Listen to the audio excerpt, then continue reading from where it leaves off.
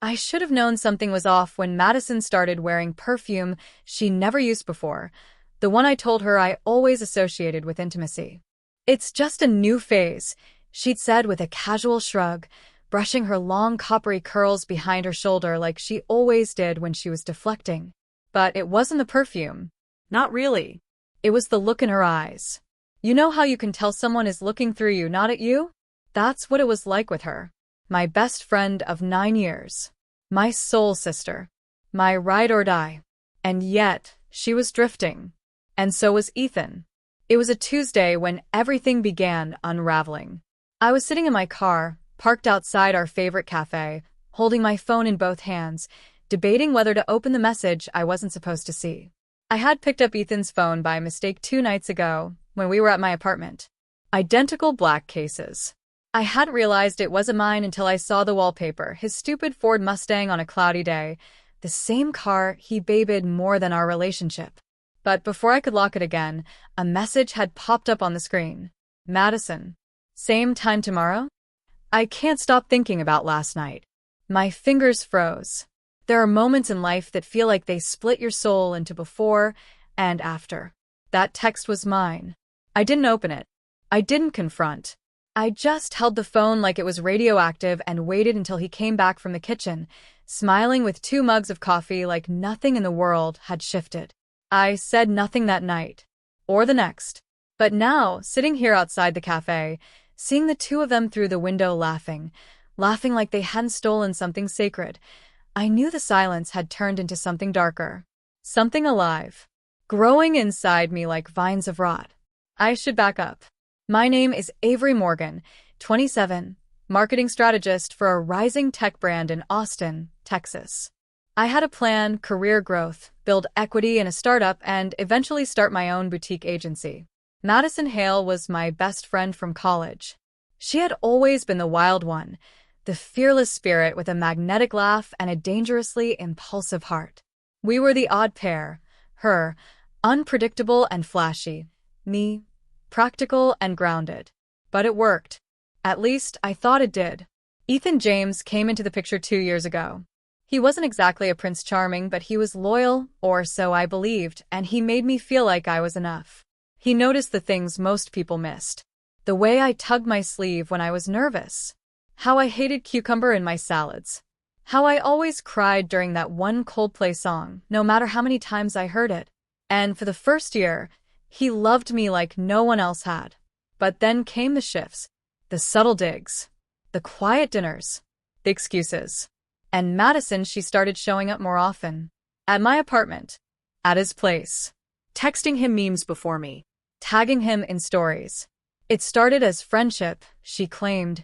He's like a brother, she laughed once. I remember smiling tightly as my gut twisted. Brothers don't kiss you in parking lots. Brothers don't sneak off for hours during Sunday brunch. Brothers don't lie. Last week, we were all at a friend's engagement party. I was wearing a navy blue silk dress, one I bought with Madison at a vintage shop months ago. She told me I looked like a goddess. Ethan didn't even glance up from his phone. And then I saw it. Her hand. Under the table. Lightly brushing his thigh. It was so quick, so stealthy, I almost gasped aloud. But I didn't. I just stared. Frozen. And Ethan, he didn't move away. My hands had clenched so hard my wine glass trembled. My heart wasn't breaking, it was mutating. Changing into something harder. Colder. Later that night, as we stood in the bathroom fixing our lipstick, Madison smiled at me through the mirror. You okay, Ave? Amazing. I lied. You've seemed tense lately. I dabbed my lips with tissue and met her eyes through the reflection. You're asking me that now? She paused. What's that supposed to mean? I don't know, Maddie. Maybe you should tell me what you think it means. There was a flicker in her expression, just a flicker. But I caught it. Fear. It was there, and then gone. Replaced with her usual glossy-eyed charm. You've been working too much, she said, fluffing her curls. You need a break. Right. A break. Like the one you're taking between my sheets and his. That night, I didn't sleep. I laid in bed staring at the ceiling, the shadows twisting into monsters. My brain was replaying everything. The giggles, the glances, the shared playlists on Spotify I didn't know about until recently. The way Ethan had started canceling plans more often, claiming client meetings, and coming home smelling faintly of Madison's signature vanilla musk. I wasn't delusional. I was being played by the two people I loved most. I kept thinking about Madison's dream job. She'd been talking about it for years. This creative director role at MuseLab, an elite brand strategy firm based in San Francisco with ties to major global clients. It was her obsession, her vision board, her lock screen, for God's sake. And they had recently opened a remote division in Austin. One opening, one position, hundreds of applicants. Madison had started preparing her portfolio a month ago. Asked me to review it. I did. I gave her notes, helped her pick out slides, helped her edit her tagline. But she didn't know something. They'd emailed me, too. I'd worked with one of the MuseLab partners through a freelance gig last summer, and he had remembered me. Invited me to apply. Quietly. Privately. And I hadn't mentioned it to Madison, not once. At the time, I felt guilty. I told myself I'd step aside if she made it far. That it wasn't my dream, not the way it was hers. But now? Now, I felt nothing but clarity. They took something from me. Something irreplaceable. So, maybe it was time I returned the favor. I opened my laptop at 3:43 a.m., eyes burning from tears. I didn't remember crying. The MuseLab application was still open in my tabs. Subject: Final Portfolio Submission. Avery Morgan. Attachments: Portfolio.pdf, Campaign Strategy Overview, PPTX, Personal Video Pitch.mp4. I hovered my cursor over the send button for exactly 7 seconds. And then I clicked. Send. My hands were steady. My jaw was set. And for the first time in weeks, I felt alive. This wasn't just about revenge.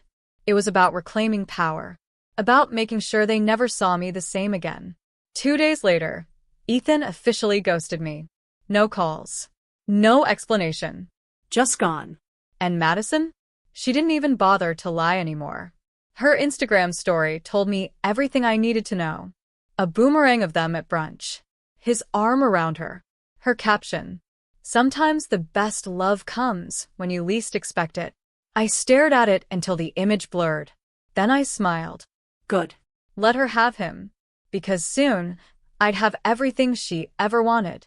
It had been 3 days since Madison's soft launch of her relationship with Ethan on social media. She hadn't texted. Called. Nothing. Silence used to be something we respected in our friendship. A shared understanding that life could get busy. But now, her silence was weaponized, sharp and smug. And me? I was still smiling. Because while she was celebrating love, I was preparing for war. The day after I submitted my application to MuseLab, I got an email. Subject: Congratulations, you've advanced to the final interview stage. The words blurred as I read them under my breath, over and over again, sitting in my car outside my apartment complex. My heart wasn't beating, it was hammering. I had no idea how many applicants were left. But I knew Madison was one of them. And now, so was I. That evening, I bumped into her at our usual yoga studio. We hadn't crossed paths in a week. She looked radiant, glowing like someone who just got everything she ever wanted handed to her on a silver platter. Avery, she exclaimed, walking toward me with that fake effervescent energy that once felt real. I raised an eyebrow. Madison. Her smile faltered for a fraction of a second. You haven't answered my texts. You haven't sent any. She laughed lightly, tucking a strand of hair behind her ear. God, things have been so crazy. With work and, well, Ethan. There it was. She said his name out loud. Like a trophy. Like a flag she was planting on land that was never hers to begin with. I didn't flinch. Instead, I smiled. I figured. You two seem cozy. She cocked her head. You're okay with it? Of course, I said. I want you to be happy. The lie tasted bitter on my tongue, but her face relaxed instantly. Thank you, Avenue, seriously. I didn't know how you'd take it, but you've always been the bigger person. I wanted to laugh. The bigger person? No, sweetie. I'm just the quieter storm. That night, I sat in bed reviewing everything about MuseLab. Their core values. Their most iconic campaigns. Their CEO, Carmen Ellington, a branding legend who is known for being both brilliant and brutal. She was going to lead the final interview round herself. That meant it was real. It also meant that every move mattered. Meanwhile, Madison posted a story of her sipping a chai latte with Ethan's hoodie on. Caption: brainstorming for the biggest opportunity of my life. I stared at it for a long time. Not because I was jealous. Because I already knew she was underprepared. I knew the partner she'd be pitching to. Knew his tendencies, his buzzwords, his aversion to slides overloaded with text. She didn't. And I wasn't going to remind her. I wasn't going to help her. Not this time. The night before the interviews, I got a text from an unknown number. MuseLab. Final interview tomorrow. Zoom. 10 a.m. You'll receive the prompt at 9:30. Prepare a 10-minute pitch. My pulse raced. I barely slept. I didn't tell anyone. Not my colleagues. Not my sister. Not even my group chat. Especially not Madison. The next morning, I woke up before my alarm. My apartment was quiet. Sunlight filtered through the blinds in soft, golden lines across the floor. I stood in front of my mirror, wearing a simple black blazer, minimal makeup, hair pulled back tight. War paint. At 9:30 sharp, the email arrived. Pitched a rebrand strategy for a legacy company losing relevance with Gen Z audiences. Must include digital touchpoints, brand voice tone shift, and experiential elements. I smiled. It was practically written for me. I'd worked on something similar for a client last year. I pulled in my archives and got to work. Within 25 minutes, I had an outline, a brand voice pivot, and a visual flow that even Carmen would respect. When 10 o'clock struck, I joined the Zoom room. Carmen was there, sharp cheekbones, red lipstick, piercing stare. She nodded once and said, "Avery Morgan, you're up." The pitch flowed out of me like silk. My voice didn't shake. My words landed. I used every second wisely, visually walking them through a rebrand of a faded denim company repositioned for the TikTok generation. Relatable. Modern. Authentic. Carmen didn't smile, but I saw it in her eyes. Curiosity. When I finished, there was a pause. Then she said, "Interesting angle. Not what I expected. Thank you." I signed off, closed my laptop, and exhaled for what felt like the first time in an hour. Then my phone buzzed. Madison. OMG, I totally bombed that pitch. I froze halfway. Carmen scares the crap out of me. I talked too fast. Think I blew it. I stared at the screen. Then typed. "You'll be fine." She probably saw your potential. Then I put the phone down, turned off notifications, and went for a run. 3 days later, my inbox chimed. Subject: Welcome to MuseLab. Offer letter attached. I screamed into my pillow. Then cried. Then laughed until I cried again. But I didn't tell Madison. Not yet. I needed to wait. Make it cinematic. And fate? It delivered. We were invited to our college's alumni networking event that weekend. Same bar we used to drink at after finals. Same red neon sign over the door. Ethan didn't come. Madison did. She looked distracted, clutching her phone like a lifeline. She'd just gotten the rejection. I could tell. Ugh, she sighed after 2 cocktails. MuseLab ghosted me. Not even a thank you. Can you believe that? I took a sip of my drink, calm as ever. That's rough. She looked at me, confused. You didn't apply, right? I smiled faintly. No, I did. The color drained from her face. You did. And I got it. Her lips parted, but no words came out. I start next Monday, I added. Remote, but they'll fly me out once a month. She stared at me, silent. And for the first time in months, I was the one with all the power. I didn't expect what came next. That night, she called me 3 times. No voicemail. Just missed calls. The next morning, she showed up at my place unannounced. Hair messy. Face pale. No makeup. Can we talk? She asked, standing in my doorway like a ghost of herself. I stepped aside. She walked in and stood in the middle of the room, eyes scanning my space like she'd never been there before, even though she had countless times. I didn't mean for it to happen, she said. I waited. Ethan and I, it was just we got close. You and he were already distant. You mean after you started texting him every night? She flinched. I know I hurt you. You betrayed me. Her eyes filled with tears. And I lost everything because of it. I tilted my head. No, Madison. You lost me. Everything else? That's just karma showing up on schedule. Madison didn't leave my apartment right away. She just stood there, like she was waiting for me to hug her, forgive her, rewind time. But I didn't. I watched her, this girl I once called a sister, break down in the center of my living room, not out of guilt, but out of disbelief that she wasn't the winner this time. You were always the good one, Avery, she whispered. You always had your life together. You were the favorite, the one people rooted for. And yet, I said, my voice steady, you still tried to take what little I had left. Her eyes met mine, glassy and bloodshot. I didn't want to hurt you. You didn't care if you did. After she left, I sat alone in silence. It should have felt like victory, but instead, it felt like I was holding on to something cold and heavy. Was it justice? Or was I turning into someone I didn't recognize? That night, I scrolled back through old photos. Me and Madison at the lake, covered in mud and laughter. Her standing beside me at my college graduation.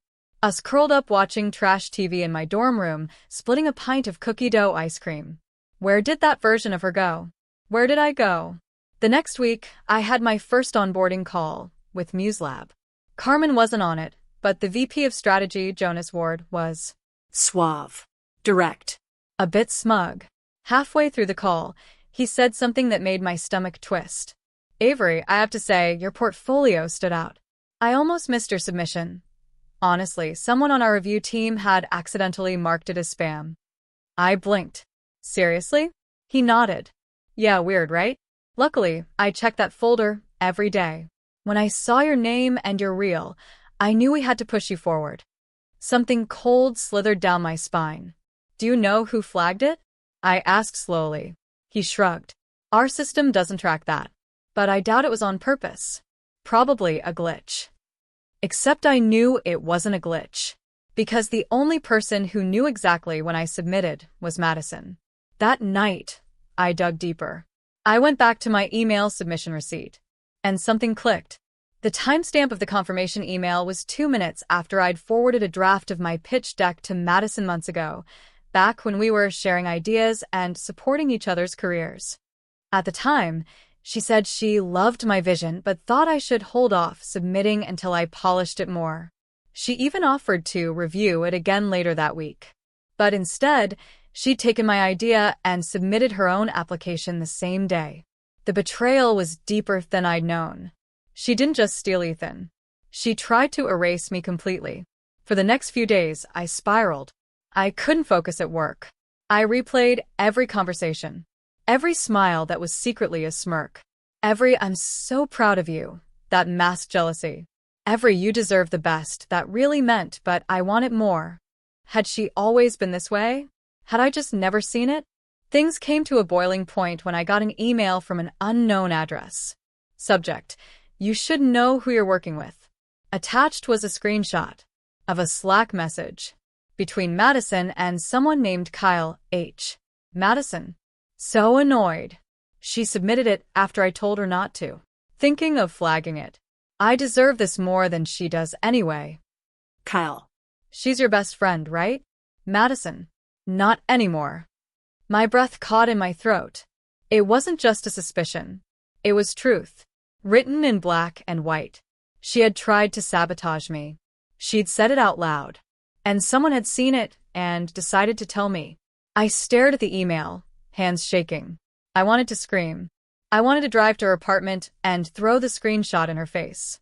But instead, I opened Instagram and posted a very simple story. Karma doesn't need a witness. but sometimes receipts help. Smiley face. I didn't tag her. I didn't need to. The message spread like wildfire. Mutual friends started texting. People began unfollowing her. One even DM'd me and said, "She's been talking behind your back for months. I'm so sorry I didn't say anything earlier." The veil was lifting, and it was burning on its way down. 2 days later, I got another email. From Carmen Ellington herself. Subject: Private meeting request, this Thursday. The body of the email was brief.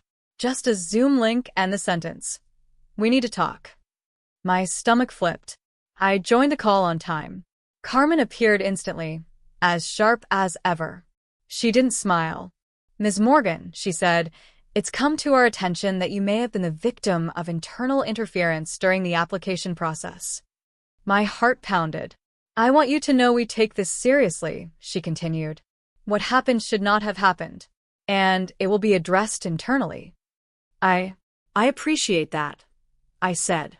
She studied me for a moment. "You've handled this with more grace than most would. That tells me you're someone who belongs here." I nodded, too stunned to speak.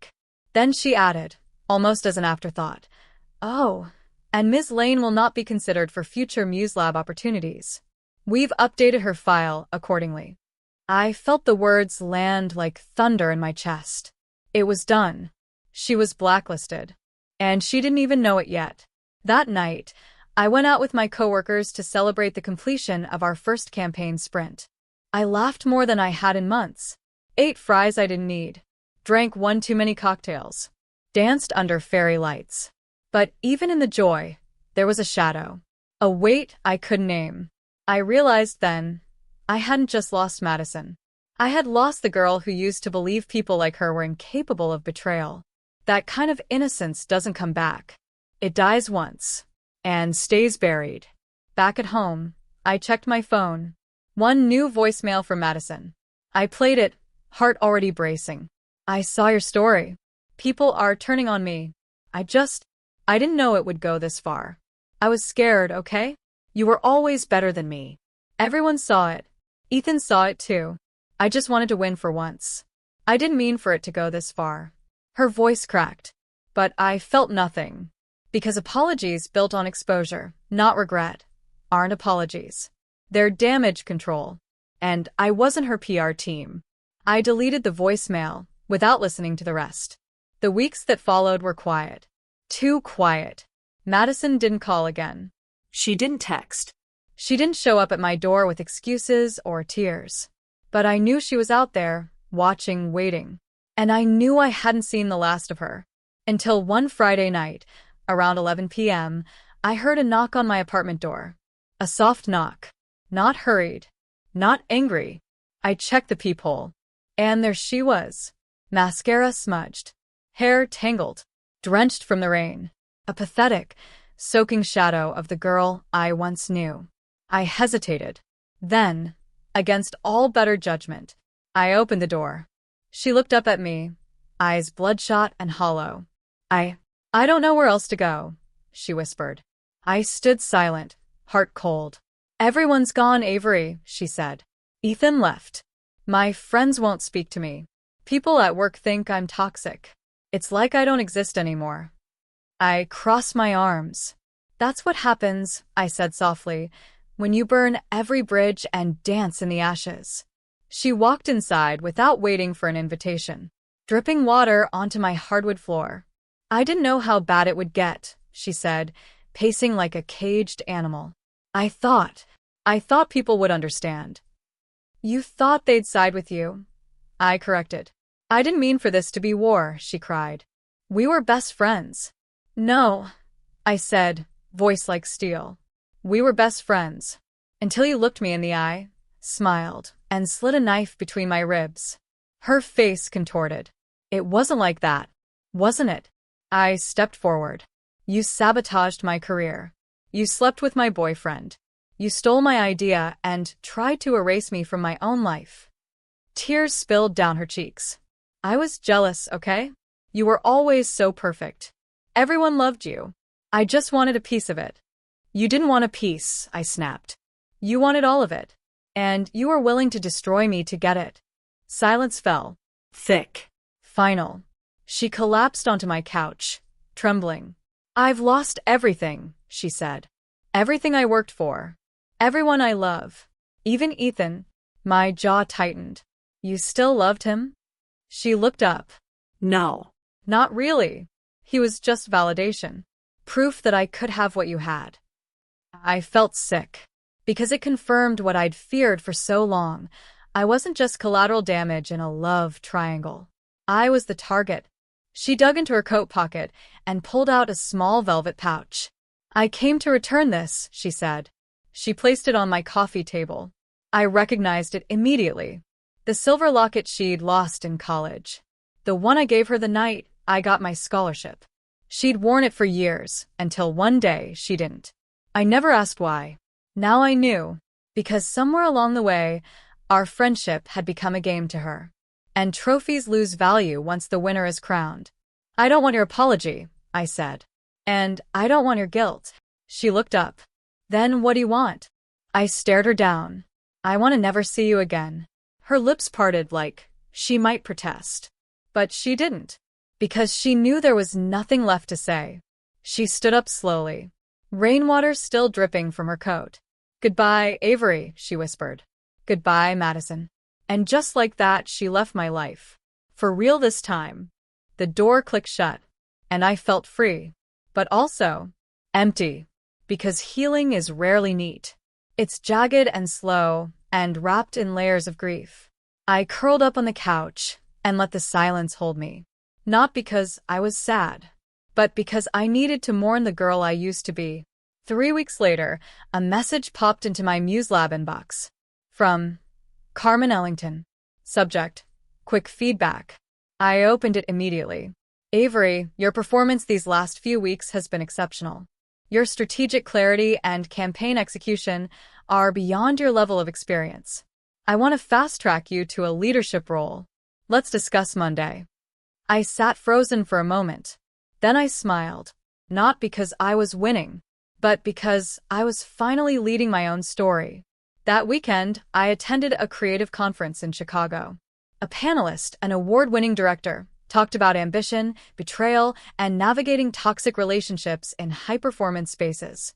Then she said something that hit me like lightning. People think revenge is about hurting others. But real revenge? It's about healing yourself so completely that their absence becomes your peace. I stood, applauding, because for the first time in months, I understood. But the story wasn't quite over. That night, back at my hotel, I got a text. From an unknown number. Just 2 words. Still watching. I stared at it for a long, long time. And then I did what Madison never could. I blocked it. And went to sleep. Without fear. Without anger. Without her. 6 months later, I barely thought of her. My life had moved on. My MuseLab promotion turned into a full-time creative lead role. I had my own team now, bright, bold, passionate minds that actually listened to each other, respected each other. I'd even moved into a new apartment, closer to the lake, surrounded by sunlight and bookshelves and the smell of fresh lavender. It was quiet, peaceful, and mine. One afternoon, while walking home with an iced chai and a tote full of sketch pads, I saw something that stopped me in my tracks. There was a poster taped to a streetlight. A local theater's upcoming production of Wolves Among Us, a drama about betrayal and ego in the fashion world. And at the bottom, assistant set designer, Madison Lane. My heart skipped. She hadn't disappeared. She'd just shrunk. Backstage. Background. A role where no one clapped for her. Where her name wasn't headlined. Where her dreams had been demoted. It was almost poetic. But I didn't feel triumphant. I didn't feel anything at all. Just a distant ache, like the ghost of a scar that doesn't hurt anymore, only reminds you that you survived. Later that week, while cleaning out an old box of notebooks, I found one I hadn't seen in years. The one Madison gave me when I moved to New York. Inside the front cover, she had written in loopy, purple ink, "May your stories always come true. Love you forever, M." I stared at those words for a long time. And then, gently, I tore the page out, folded it once, and burned it in a little ceramic bowl by the window. It wasn't anger. It was release.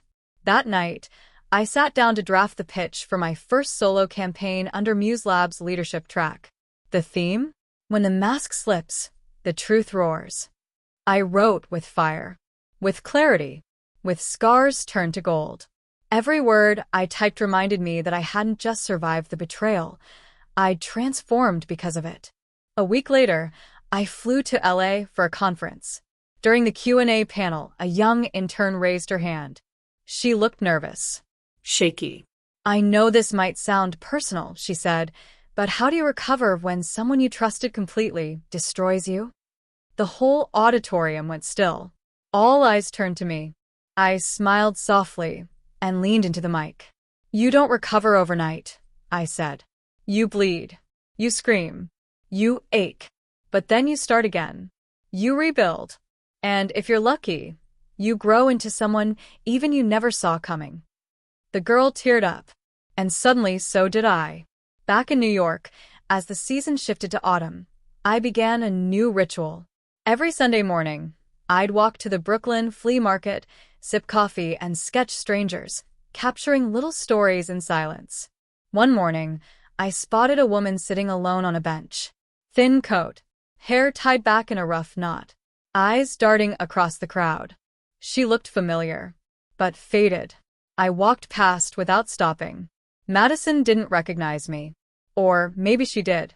But this time, she was the ghost. And I was the one glowing in the light. One evening, I got a package on my doorstep. No name, no return address. Just a small, square box. I opened it cautiously. Inside was a tiny music box. Old. Scratched. The ballerina inside was broken off at the knees. There was a note tucked underneath. You win. I lost. Happy now. I stared at it for a long while. Then I closed the box, walked outside, and dropped it in the garbage chute. Because I wasn't playing anymore. I wasn't dancing in anyone else's story. I was writing my own. Months turned into a year. And with time, something surprising happened. I fell in love. Not with someone new, though that came later, quietly, kindly. But with myself. With the version of me that rose from fire and didn't flinch. The version that no longer chased validation. Or begged for apologies. Or waited for others to treat her the way she deserved. I had learned the most brutal, beautiful truth. The greatest revenge isn't destruction. It's becoming untouchable. And just when I thought the chapter had finally closed, I got a call. From a blocked number. Out of curiosity, I answered. There was a pause. Then a voice I hadn't heard in a year. Avery? My breath caught. I stayed silent. I saw your ad campaign. It's incredible. You're incredible. Still silent. I wanted to say I'm proud of you. And I'm sorry. For everything. A long silence followed. Then she added quietly. I lost more than a friend. I lost the only person who ever believed in me. My voice was steady when I finally replied. Yeah, I said. You did. Click. I ended the call and smiled. That night, I lit a single candle, opened my journal, and wrote. This is how the story ends. She burned the bridge. I paved a road. And while she looked back, I ran forward.